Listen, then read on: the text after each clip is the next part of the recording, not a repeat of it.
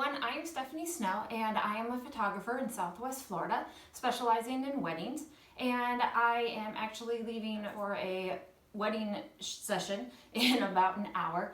And the last couple of days as I was getting ready to go for this wedding, it occurred to me that a lot of people have no idea what goes into wedding photography, and I completely understand that because before I was a wedding photographer I didn't really understand it either.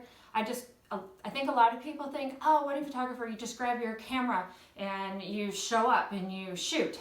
And maybe if I was your buddy with a camera or an amateur or even worse, had no idea what I was doing, that's what I would do. Hey, I got some batteries charged, I got my camera, I got a lens, make sure I got my SD cards in the camera. Hey, I'm just gonna show up and photograph your wedding. But as a professional, that's not the reality of what happens, at least in my world. So I thought I'd back up for just a second and talk to you a little bit about the whole scope of photography, wedding photography, and how people find me. So I get that question a lot as far as how do people find you? And I'm a business. So people find me the same way they find other businesses. If they're out of town, out of city, out of state, a lot of times it starts with Google or the internet. They look for photographers in the area. If they are more local, maybe they are working with a venue. I work with a lot of venues and I get referrals from venues. I work with a wedding planner, so we get referrals from a wedding planner. Like everybody else, I'm on Facebook and Instagram, and so I can be found that way as well. So I get a lot of inquiries and I meet a lot of people, and that's kind of where my leads come from. Generally, all my leads start with an email that ask me, hey, are you available on this day, and how much do you charge? And I understand that it is very important to start with, am I available on your day? Because like any vendor, if I'm not available on your day, then it doesn't make sense for us to spend a lot of time talking about how I could work for you for your wedding. So people book me anywhere from a year and a half out, if they're planning ahead for their wedding, up to the wedding that I happen to be photographing today. I was only booked about 2 weeks ago. This particular couple was actually planning for a fall wedding, and due to some health diagnosis for her grandmother, they found out she had terminal cancer. They decided to move the wedding date up to today, so that she could attend the ceremony before her health got too bad. So that's sometimes how it works. So generally it starts with the email, and hopefully that leads into a phone call. And I always like to say, maybe I'm a rare breed, but I actually like having a phone conversation with people. I can oftentimes learn more about your wedding and about you in a 15-minute conversation than I can in multiple emails back and forth where I'm asking your day and your time and what time is your ceremony and how many people. And it gets to be a lot. And a 10-15-minute conversation, we can normally knock out a lot of that. And sometimes you don't know the answers to all the questions, and that's okay, because that's part of my process. Is over the course of the time working together, we work through a lot of that stuff together. So it starts with that initial phone call, then I send you my rate sheet, we talk about the rates, and as far as my rates go, I break mine down to how long am I going to spend with you. Today's ceremony is sort of a quick one. They just are having the ceremony and family and their individual shots taken directly afterwards, and then they're going off to a local restaurant with their party to have dinner, and they don't need for me to follow them. I'm not even sure if they're having a cake. They're not doing bouquet toasts and toasts and all that. They're just having a nice dinner at a local restaurant. All the way through, a wedding I shot a couple weeks ago was the full 8 hours, getting all the bridal getting ready, the groomsmen getting ready, to the ceremony, to the reception afterwards, of course all the family formals, cake cutting, so the whole spiel. So I price my packages by the hour, and a lot of times that's based on, we work the timeline from when you're getting married, the time of the ceremony, how much do you want photographed after, how much do you want photographed before, and so we work it out. So I totally understand everybody has a budget, so I just ask, hey, how much do you actually want professionally photographed? What's your budget? What are you looking at? And then we work from there. So that's kind of how it works. Once we come up with a timeline and we have a contract in place, then depending on how far out your wedding is, in this case, since it was just a couple of weeks, I went down and I was able to meet the couple. And I actually spent a good couple of hours with the couple because there were so many things, because this is such a last minute thing for them, they hadn't even thought about. So in a way, I was kind of acting as a wedding planner, and sometimes that happens. But everything from how people should stand to sit, the timeline, it's their first marriages. They've been together for almost 10 years. That's the first time they've ever been married, which is a blessing. So they don't know how a wedding runs. I know how a wedding runs. So I'm able to make suggestions and help them with that. It's still their day, but they definitely appreciate a lot of suggestions. And by the end of it, they said, man, you brought up things we never even thought about. And yes, that's kind of the point. For people that are planning weddings that are going to take place in the distant future, it could be a few months out, then you may not hear anything from me for a few months. So once we've had some of the initial contacts and we've signed the contract, because unlike the cake and flowers, which have to be decided beforehand, photography obviously happens on the day of the event, and then all of the editing afterwards. So generally about 5 to 6 weeks before your ceremony, I'm back in contact with you and I send you a questionnaire. And it looks something like this. It just comes as a PDF, and it basically goes through the important information that I feel like I like to know ahead of time. And if I can get some of that information from you, then it just, from the photographic standpoint, it makes my day run smoother. And some of those are just what family members are going to be there. Who are the important family photos that you want to have? If you have those all planned out ahead in your mind, or better yet on paper, and you have some sort of list, when it comes to time when we've got 20 or 30 minutes to knock through the family formals, if we can just start calling off names, that can make things go a lot smoother. The other thing, how many bridesmaids and groomsmen do you have? How many pictures do you want of everybody together? Are all the parents going to be there? I like to learn people's names. That way, when I see your parents at the wedding, I'm able to greet them by name, and it just makes me have a better connection with them, and they definitely appreciate it.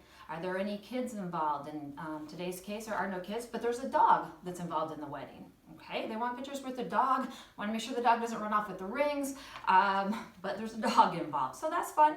Are there any important family members not able to attend? Are there any other important groups that I capture on that day? If you have college or elementary school friends, maybe you don't want that formal picture taken with them, but maybe sometime during the course of the day, you definitely want to capture an image with them. And I like to know that, so that if we haven't gotten that picture, when it comes down to the reception time, I can come, we can make sure that we get that group of people together so that you get all the images you want. So these are all questions I'm asking you so that I can make sure I get everything that you want covered on your wedding day. Some of the other questions is, hey, have you thought about your something old, new, borrowed, and blue? And if you have a great, and kind of what that comes down for me is, if you have important family heirlooms and things that you want to remember, I love being able to get those detailed shots of those. So that's just something fun. Are there any groom's gifts that you guys are giving, or any presents? Is there any engraving on the rings? And then who are your other vendors, just so that I know walking in the door, who am I working with? Are they vendors I've worked with before and know? Am I going to be meeting some of these guys for the first time? Is there a videographer that I'm going to be working with and around and in conjunction with? Those are all just good information for me to know, and so that I can share information with them and they can share information with me during the course of the wedding day, but also after your wedding. I've learned as a photographer, I am the bearer of all the good photographs. So if I have some beautiful pictures of your flowers afterwards, I think that your florist would appreciate having, I like to know who I can send those to, and I do send those to her so that she can go, wow, look how fabulous this wedding was and these flowers were, and she can brag up your wedding too, because they're proud. All the vendors are really proud that they're able to help you. And so me having the beautiful photographs of everything is really rewarding for me to be able to distribute them to the appropriate people afterwards, so everybody can share in your happy memories. I keep the private ones private. I send some of the ones about the flowers out if it works. So basically we go through this questionnaire. It's simple, but it just gives me a lot of information. And then if I haven't seen you before the day of the wedding, if you're coming down or in from out of town, I may even meet up with you again before the day of the ceremony. I will have probably been to your venue site. We've walked around. And so I think the point I want you to know is, a lot of times people think, oh, why do photographers cost so much? Don't they just grab the camera out of their closet and they show up at the wedding? Before I ever step foot to get in the car to come to your wedding, I've probably got 5 to 6 hours invested in talking with you, meeting with you, having another conversation with you, planning, visiting your site, possibly visiting your site with you. And so there's time involved. Plus, that's not even to mention the time I actually think about your wedding. The wedding that we're photographing today is just a small wedding, about 30 people, they think. It's going to happen in a park. I've been to the park twice. I actually helped them decide where in the park is going to be the prettiest place to have their wedding photographically. And I also got in my mind, there's a bridge there, called a bridge, I guess it's a dock. Bridge isn't the right word, a dock. And I've already got in my mind, there are some shots on the dock I want to take and like to incorporate some of those natural elements. So I'm already thinking, I've been thinking since I talked to them last week and we decided on where they were going to get married. I've been thinking about their wedding, about the photographs, some of the stuff that I want to take. Yeah, 90% of it does happen on the day of, but it's that other 10% that is happening in my mind before I ever get in the car to come to your ceremony. So that's kind of where we're at now. And the question is, don't I just grab a camera out of the car or out of the closet and show up? And the answer is, I wish it were that simple. I've got on the floor here, I'm going to put up on the table just a little bit of what it is that I'm bringing to the wedding today. Maybe you can see my cat walking through there. She's kind of curious as far as what's going on. So anyways, on the floor here, I've got 2 bags. I use bags and I leave a lot of stuff in the car during the ceremony. I know there are some photographers that put everything in big suitcases and wheel it to the site. Since we work in so many public venues like parks and beaches, I like to keep everything basically to a minimum. Everything that we're either going to have on our person or we're going to have everything down to one backpack that my assistant/husband Mike is actually going to wear on his back and keep on him for essentially the entire ceremony. I am not a fan of ever setting a bag down on a public beach, because as soon as your ceremony starts, I'm distracted. I am watching you and what's going on.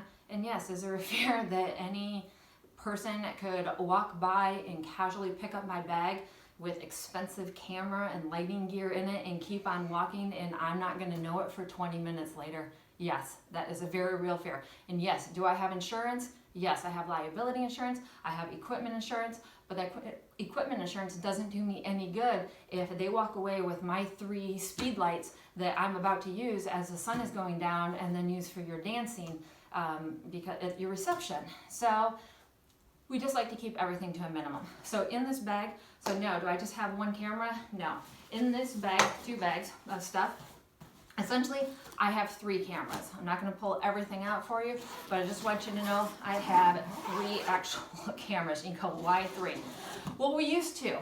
I photograph with one. My husband's assistant, Mike, he photographs with the other one during your ceremony, and we leave an extra camera body in the car as our just in case. If something were to happen to either one of our camera bodies, since our car is usually only within a minute walk of wherever our ceremony site is, if for some reason anything were to happen to both of our cameras that we actually have on us, we could go back to the car and pull out the 3rd camera body. What else do we have? For 3 camera bodies, I have 5 batteries that are fully charged. Each battery probably lasts 4 to 6 hours, depending on how much it gets used. And I have a first battery and a backup battery for every single one of my cameras. So do I use them all? No. Do I have them and is everything charged? Yes. The other thing that I have is I use lights. I use a lot of speed lights. I actually have 3 of these. And so one of the things that I started doing 2 days ago is recharging batteries. Don't you just pull some batteries out and throw them in? I have 36 batteries. I use 18 batteries on my first round. I have 3 speed lights, and I also use Pocket Wizards, which is just basically a way for my camera to talk to my speed lights so I don't have cords. So these use batteries, these use batteries. The point is I've got 36 rechargeable batteries. I don't just pull those out of my closet and show up. Everything is charged. So that process starts a couple of days ahead of time. Also earlier today, I'm working with 6 SD cards, camera cards, memory cards inside the cameras. I made sure that every camera card was cleaned and wiped from the last event. Now I don't wipe them clean from the last event until everything has been downloaded on my computer, so it's backed up there. I have 2 external backups that I've backed up, and in this case I've already edited and delivered the images from my last event to my clients, so they actually have their images in their hands already. So I have 3 backups of every photo that I took from the last event. My clients have their photos online. They're in the cloud because they're on my website, so it's online there. So that's the point that I feel comfortable deleting the images from my SD cards. I'm going to start over today, and when I come home tonight, I'm going to start backing up these images. And so it's a cycle. So earlier today, I backed up everything. I also synced all 3 cameras. I made sure that I got my basic settings on every camera set so that we can, whether it's micro eye, we can pull the camera out. And yes, based on the sunlight and the clouds and what's going on, we do change settings, of course. But if something were to happen and I had to run and gun and just pull it out and start shooting, I'm going to get some pretty decent shots, even if I can't even stop to think about what I'm shooting before I start shooting. But that's not usually the case. The other thing I have are lenses. Hey, you got some lenses. It's good to have a lens on the camera. Yes, most of my lenses that are on my cameras are $2,000 each. But they're great. You buy them once. I've got the 24-70, the 70-200, which are the best lenses in the business. One of those is set up on each of the cameras. I also carry with me, I use a 105. It's a fixed lens. It's my portrait lens, my detail lens. When I shoot your ring shots, your detail shots, and some of your beauty portraits, that's the lens I'm using. That's one of my favorite lenses.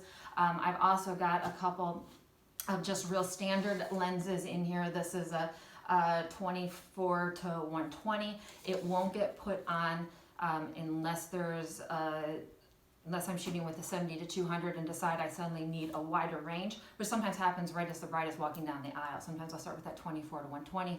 As soon as the ceremony starts and Mike is in the back shooting that head-on shot, I switch over to that 70-200 and shoot everything else from the rest of the night basically with that lens. So am I just pulling a camera out of the closet? No. I'm pulling 3 cameras, 3 speed lights, 36 batteries, 6 camera batteries, my Pocket Wizards, my Rogue Flash Bender, which is what I use to help direct the light. What else do I have in here? I have triggers, which I don't always use, but I have just in case. I also have another form of a light modifier, a 5-in-1 multi-disc, which I'm taking today, although I pretty much know it's going to leave it in the car. I'm not going to need it because by the time we get to the portrait pictures, the sun's going to be low enough in the sky, I'm going to have moved directly to flash. I also have just a bag, I call it some random stuff I'm going to leave in the car.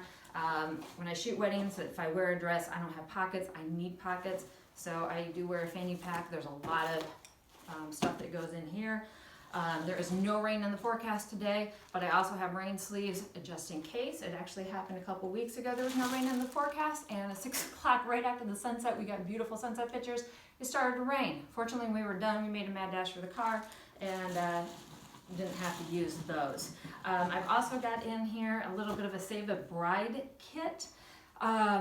Things with tape, safety pins, makeup, hairspray, hand lotion, dental floss, aspirin, things that sometimes brides don't think of, or don't have easy access to.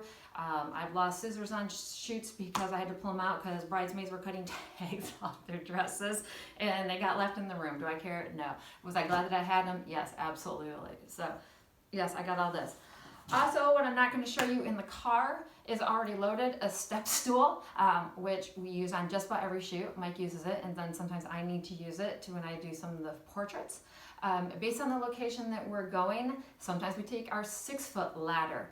It's not something I love to throw in the car, but if I know that there's a couple shots that I really want to take, and based on the location and how things are set up, I have used it, and they've helped me to come up with beautiful shots, the shots that I wanted, and I keep hoping that somebody takes a picture of me on the ladder taking a picture of the bridal party. It hasn't happened yet, but I really want that picture because it kind of cracks me up that I'm up on a 6-foot ladder in a dress shooting a bridal party, but you do what you got to do to get the shot.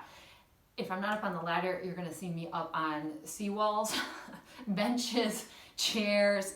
I do tend to climb up on things because it's a really pretty view, a different view looking down on things at the right time. So I do tend to get up on things. Also in the car, which I don't know that I'm going to use tonight or not, but I have if I need, is going to be, I'm taking one tripod tonight. So I generally always take one or two to a ceremony. I am taking one light stand tonight, which I don't know if I'm going to end up using or not. If I'm ever shooting a reception, then I have two light stands with me for sandbags so the light stands don't fall over, and those go in the car. So basically a step ladder, maybe a 6-foot ladder, a tripod, up to 2 to 3 light stands for sandbags. Other light modifiers like any umbrellas, soft boxes that I feel like I might need. Like I said, tonight's wedding is it's a quick one, meaning it's about 60 to 90 minutes in all. It's basically going to be the ceremony, family shots, sunset photos, and the sun is down. But that's okay. So I guess this comes back around to, what does a wedding photographer do? No, I don't just grab my camera out of my closet and show up to your site. So like I said, I've got 4 to 5 hours into your wedding before I ever show up. I have, during the course of the day, got all my equipment ready. I've got my car loaded. Of course, the time it takes for me to get cleaned up, dressed up, because I'm going to a wedding, so I want to look nice too. Then what happens afterwards is, as I mentioned, when I come home, when I get home later on tonight, I'm going to download these memory cards onto my computer. And then roughly, I was trying to think earlier, for every hour I spend at your wedding, I spend probably close to 3 hours editing and delivering your images to you afterwards. So for tonight's wedding, I will probably spend 4 to 5 hours editing, getting the images online, creating a video, eventually creating a blog post for my couple. And so that's the work that goes into it afterwards. When I shoot a 6 to 8 hour wedding, that is usually 25 to 30 hours of work that goes in after that you never see. So you go, well, why do wedding photographers cost so much per hour? All they do is show up with a camera. No, I wish. It's all the time that we spend in before, the money invested in the equipment and the lenses and the time and my assistant, plus the computer and the time afterwards to deliver your images for you. So hope this wasn't too long, but I hope this actually starts to explain to you what a wedding photographer does. That doesn't include all the time, obviously, that we're at the event, having a great time, working with the client, and creating these beautiful images. I'd like to think that I would have the time today for the ceremony, or when we get to the park, to pull the video camera out and shoot something there, but I know I get really focused when I'm at a ceremony because they've hired me. And what I'm going to try to do is insert some images into this video afterwards, so maybe they're playing right now, so that you can see how the day progressed. Thank you for tuning in. I hope you enjoyed it. I hope this was a little bit informational for you. If you have any other questions, please feel free to reach out. My website is stephaniesnowphotography.com, and my email address is stephaniesnowphoto@yahoo.com. If you have any questions, I'd love to hear back from you. If you have any comments, I'd love to hear from you. If you're interested in hiring a wedding photographer or talking to somebody about your wedding photography, I'd love for you to reach out and have a conversation with you about it. Maybe it'll work out. Thank you.